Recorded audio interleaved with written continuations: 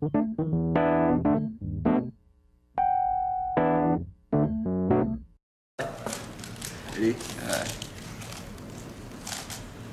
Oh, hey! I didn't see you there. My name's Tyson Mao. We're over here at the El Dorado Casino for a Rubik's Cube competition. This is a WCA-sponsored event. You may know me from such shows as Beauty and the Geek, Anderson Cooper. This is my friend here, Dzoan. 14.41 was his average about 5 years ago. Is that right? 4 years. 4 years ago. Anyway, we're going to talk to you about some of the regulations today. Fate. So we got Tyson and Dan. Hello. So I'm gonna walk you through this off. Yeah, when you show up at a competition, they'll usually call your name. And then you put your name card. Yeah, you put your cube on your name card. There's a reason for that, so we know we know which one's your cube. Don't put your cube under the name card, because if the name card's on top of the cube, we assume it's scrambled. So we'll take your cube, and then you'll have to solve a solved cube. Then we'll scramble the cube, and then you'll get called up, and your cube will be scrambled. Somewhat. You'll walk up to the timer. In general, we try to keep all the timers with equal lighting conditions. If you're good, and it's like a big event, and there are cameras around, we'll put you at one with a camera. So if you get put off into like a random corner, you probably suck. Not really true. No, you can't see it on the video. Come on. It's not actually true. Like, how often do we... It's true. I mean, whatever. Like, I suck, right? So, I mean, I'm not this guy. So you get the scrambled cube.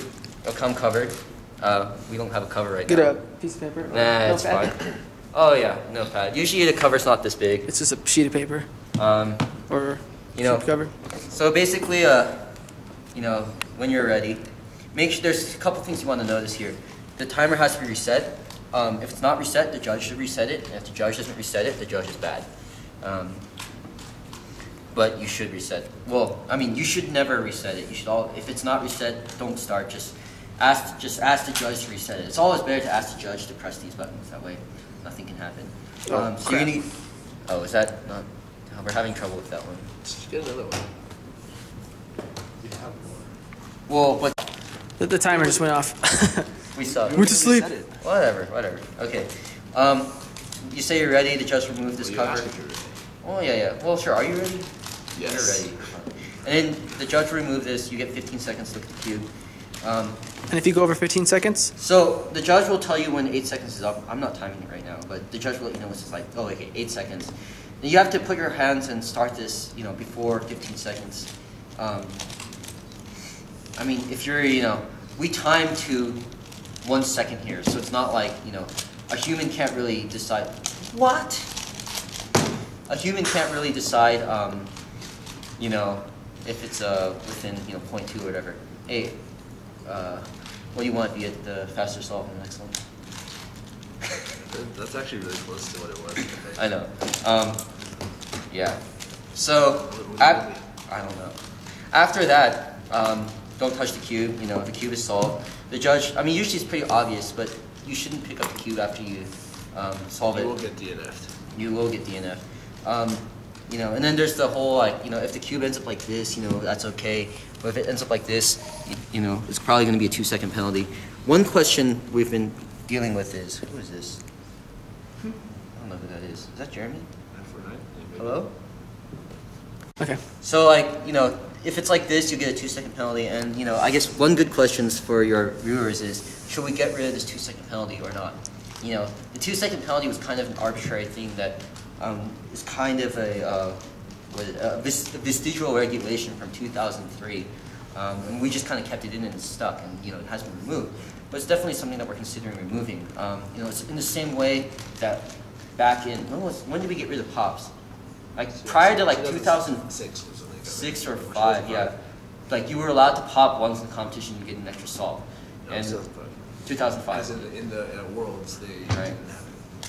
So we got rid of that, because seriously, if you're like popping, that's kind of your fault, right? Yeah.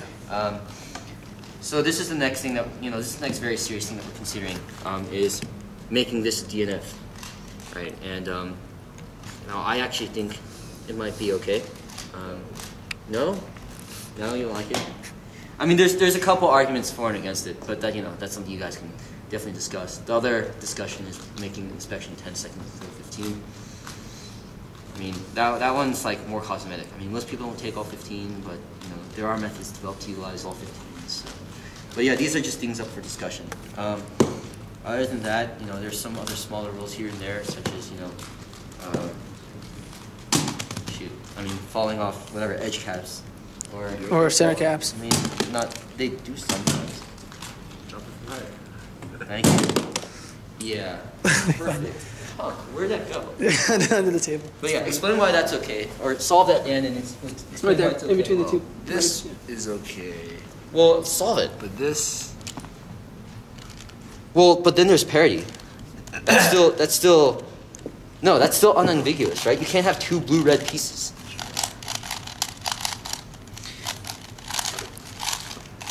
So the question on whether or not this is solved is basically, is this unambiguous? And, well, this green cap has to go here because you can't have two... green oranges. Yeah, and that's just, so there's only one way where these caps can fit. So this, would be solved. Just make people glue on their caps. But really, you should glue on your caps or not purposely drop it from 2 feet. From higher. From higher in order to dislodge caps. Yeah, I always tell my viewers to use like a temporary glue like Elmer's because it'll hold, but it's easily removable later. But well, I mean, with these edge caps, like this is type F2Q, but the edge caps, it really doesn't matter if you crazy glue the center, the edge caps. But the center caps, yeah, you might not want to use something. Yeah, else my tie-on too. This is too. This is what? It's a tie-on too, or they call it Diane now, but okay. Feels like an F, but Oh no. Yeah, so to the person who got the one center cup came off, you shouldn't have got a DNF on that, but... Well, we don't exactly know what the story is, right? Oh, okay, yeah, that's true. I don't know who this is, but, the way someone remembers something and, how they express it can be very different, right? Something else may have happened. He may have said one center cap came off, and then... It was probably like the 4, like you said. Maybe what happened is one center cap came off, he stopped the timer, and then fixed the center cap. Oh, okay, I see. That's yeah, another possibility. Okay, so, there you go. the exact reason for why that was DNF'd, I can't say. I didn't see it.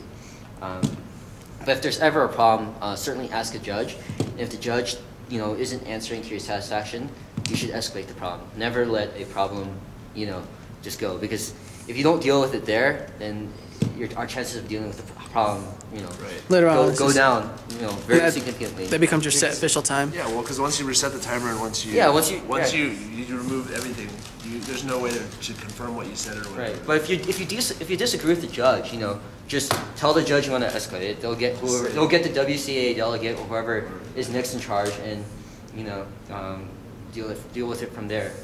There have been incidences where, this is at a Worlds actually. A cuber, a very fast cuber popped a cube out. Do you remember this? I'll tell you. I'm thinking about 5x5. Oh, okay. So this is 3x3. Very fast cuber, sub 12 average, pops the cube out, right? And he resigns himself to DNF. The judge at Worlds, they had hired judges. So they, weren't cubers. They, when you have hired judges, they don't exactly know as well. The judge goes ahead, picks up the piece, and hands it back to him. And I tell this guy, I'm like, well, if you really want to be technical, you can declare judge interference and take another solve. I mean, kind of like, morally, but like technically it was within regulations. So I mean, knowing the regulations as much as you can are, it's definitely to your advantage.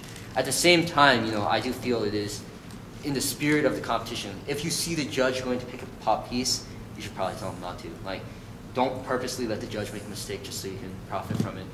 I mean, that's kind of a dickish move. Yeah. But, if something does happen, I mean, yeah, feel free to, the regulations are there for a reason. Cool. Is there a place that you can go to read them, just in case they have a reference? The WCA regulations. Yeah, there you go. Okay, good. So yeah, today should be interesting. 5-second handicap with Dan. The loser buys the winner a beer. Not at Brew Brothers because that place is terrible. Unless they give you money. Yeah. And then we did something interesting this time. $1 from every competitor goes into a pool.